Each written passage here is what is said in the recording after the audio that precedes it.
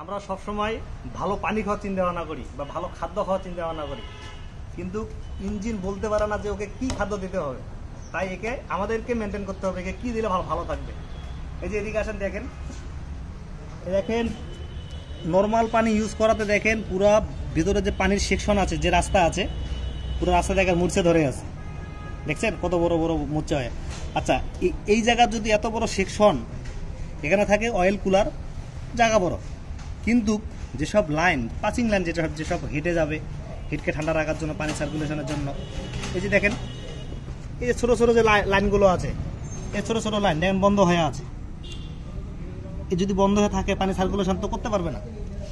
যখন পানি সার্কুলেশন করতে পারবে না তখন ইঞ্জিন হিট হবে। যখন ইঞ্জিন হিট হবে ড্যামারেজটা আপনার হবে, পিস্টন সিজ করবে, ওভার হিট হবে, গ্যাস মারবে। এই ক্ষতিগুলো আমরা নিজেতে করি। কেন নিজেতে করি? আমরা কুলেন্ট পানি ব্যবহার করি না, জেনুইন পানি ইউজ করি না, নর্মাল পানি ইউজ করি, টিউবওয়েলের পানি ইউজ করি।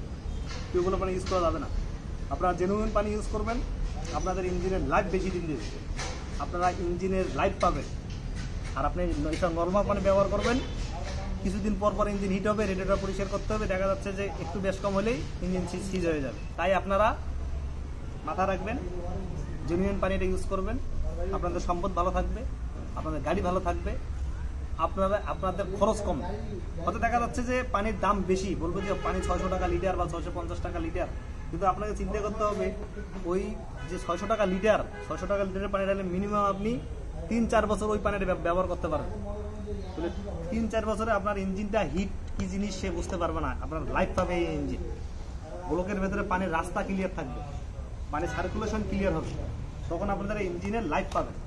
আর যদি আপনারা এভাবে ওই টাকা বাঁচানোর জন্য করেন যে না আমি নর্মাল পানিই দিব, তাহলে এই যে এই কন্ডিশনে হবে যে ইঞ্জিন সিজ, ওভার হিট হয়ে ব্লক ফেটে গেছে, ইঞ্জিন হিট হয়ে যাবে।